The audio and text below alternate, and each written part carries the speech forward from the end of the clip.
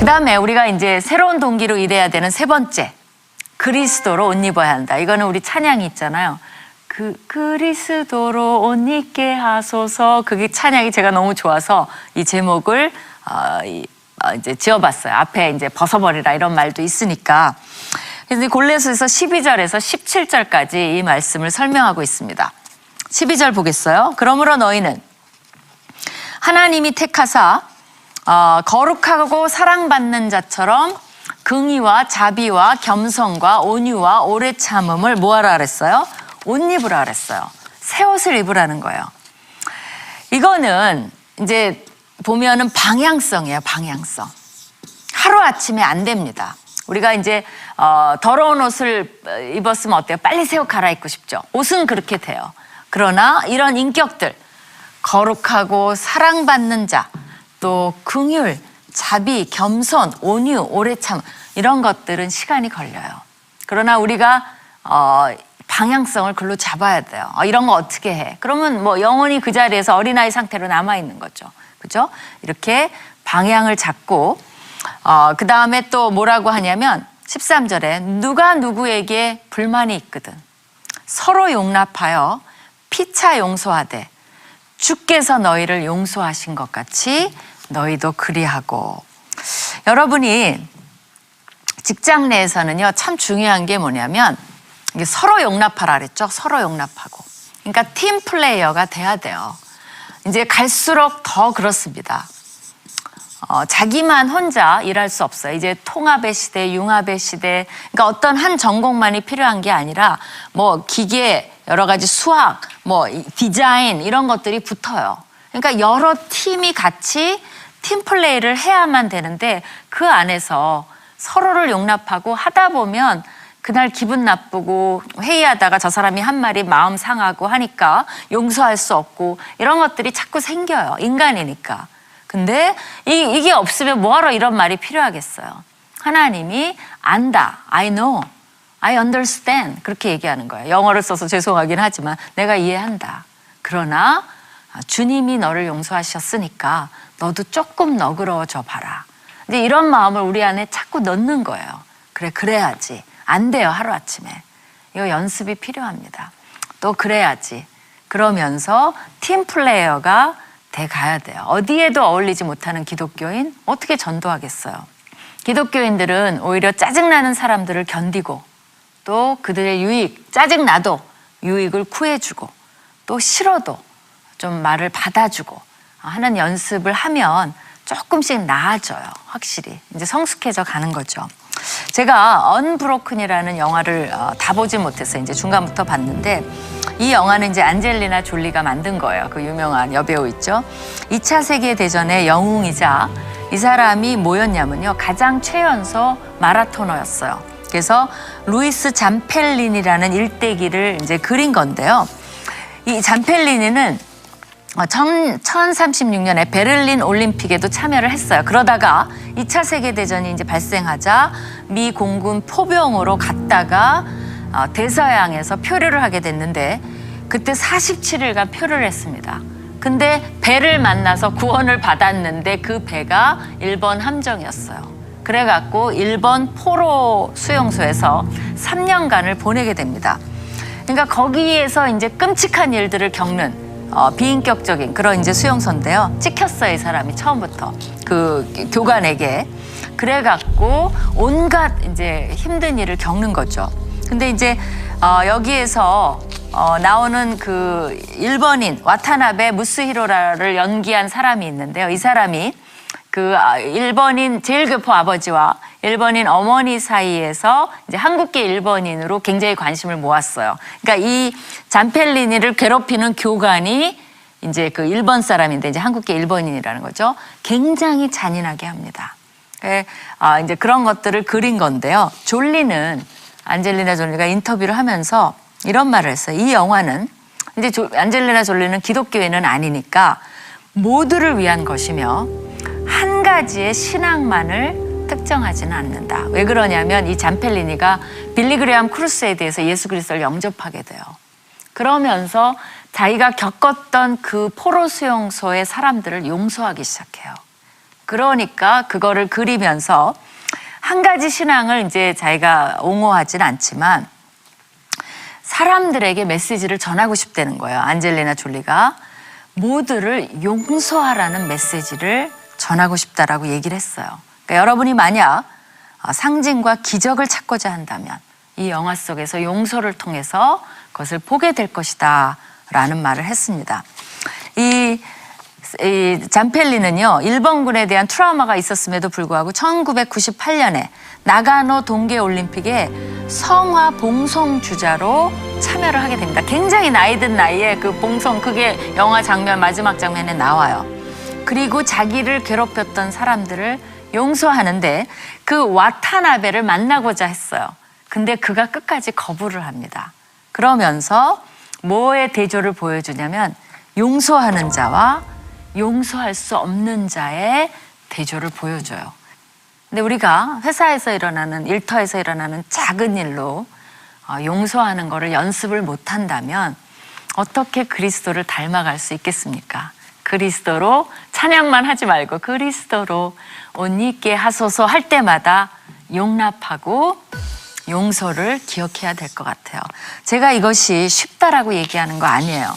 우리가 또 여기에 하나님이 더 얘기를 하십니다. 이제 보세요. 골로새서 보면 이런 말씀을 해요. 거기에 사랑을 더하라. 하나님 되게 요구 많이 하시죠. 이 사랑이 온전하게 매는 띠니라. 또 뭐 얘기하시는 줄 아세요? 그리스도의 평강이 너희 마음을 주장하게 하라. 너희는 평강을 위하여 한 몸을 부르심을 받았나니 너희는 거기에 또 감사하는 자가 되라 라고 얘기를 하세요. 그 다음에 그리스도의 말씀이 너희 속에 풍성히 거하여 모든 지혜로 피차 가르치며 권면하고 시와 찬송과 신령한 노래를 부르며 감사하는 마음으로 하나님을 찬양하라고 얘기를 합니다. 그러니까 아까 용납하고 용서하는 것도 힘들어요. 근데 이건 더 하시죠. 뭘 더해요? 사랑을 더하고 평강을 더하고 감사를 더하고 말씀과 지혜를 더하고 감사하는 마음으로 찬양하고, 여기서 감사가 앞에 것까지 합해서 3번이나 나옵니다. 결국은 우리 삶 속에 힘들어도 감사가 터져 나오지 않으면 그리스도로 옷 입을 수가 없다는 거예요. 여러분이 일과 영성에서 어떤 비법을 찾는다면 내가 승진할 수 있는 거, 내가 돈 벌 수 있는 거, 그런 거 가르쳐주나? 그러면 철저한 실망입니다. 그런 것들은 세상에 뭐 자기계발서 이런 거 많아요. 그런 것들 보시면 돼요. 그러나 여기서 제가 강조하고 싶은 거는 우리의 방향성이에요. 우리는 어떤 방향으로 이 일터에서 나아가야 되는지, 그것이 세상 사람들과는 다를 수밖에 없어요. 뭐 이런 거 안 하고 할 수 없나? 없습니다. 안타깝게도 우리가 그리스도를 옷 입기 위해서는, 위의 것을 찾기 위해서는, 그것을 이 세상에 드러내기 위해서는 이런 연습을 계속적으로 할 수밖에 없어요. 이거를 성화라고 부르는 거예요. 성화, 결국 답이에요, 이게. 일터에서도 우리가 성화해 나가는 거, 이것만이 답이 될 수가 있다는 겁니다.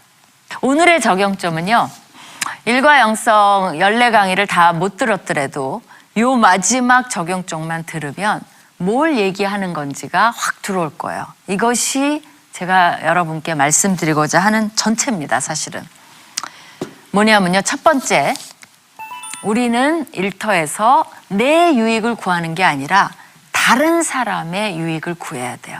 그들의 성공, 그들의 성장, 이것을 구해야 돼요. 그럼 나는 그렇게 하잖아요.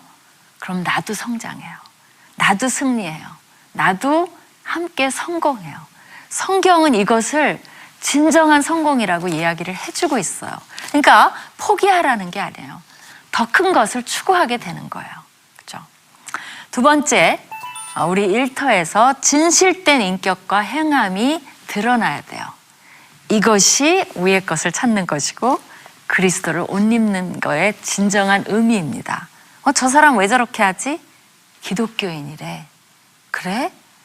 저 사람은 왜 저렇게 말을 저렇게 곱게 하지? 기독교인이래. 그래서 기독교인이래.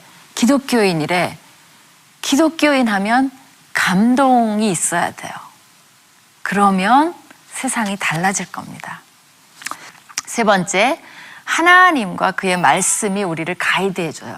그래서 의존을 해야 하고 또 그렇기 때문에 우리는 감사와 찬양의 삶을 살 수 있어요. 왜 그러냐면 승리할 수 있으니까. 세상에선 아무리 이래도 참고 견뎌도 안 될 때가 있어요. 그러나 하나님은 참고 견디고 하나님의 방법으로 하면 반드시 감사와 찬양이 나올 수 있도록 해주시겠다는 게 어떻게 보면 약속입니다. 이제 그야말로 14강을 들으셨는데 여러분의 faith, 그죠? and work, 이것을 통합하려는 긴 고민이 끝난 게 아니에요.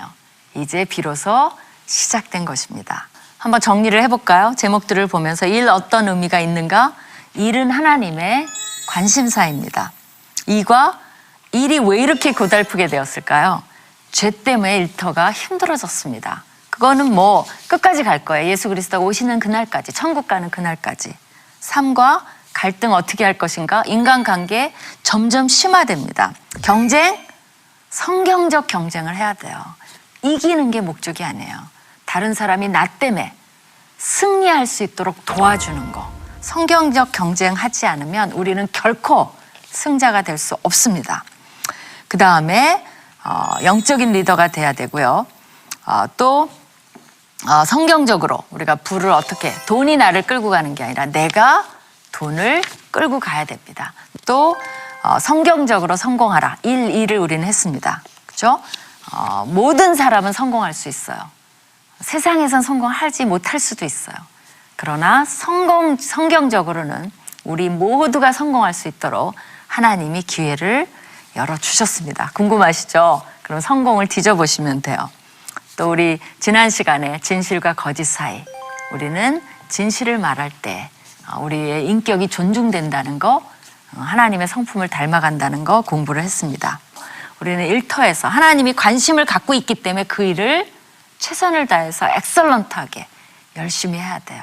그리고 하나님이 나의 보스가 되시고 하나님이 정말 작은 거 하나라도 일일이 카운트하고 계신다는 거, 세고 계신다는 것을 기억하면 여러분이 힘을 낼 수 있으리라고 그렇게 생각을 합니다. 여러분 일터에서 승리하시고 성경적으로 성공하시는 여러분 되기를 간절히 축원합니다. 그동안 시청해 주셔서 너무나 감사를 드립니다.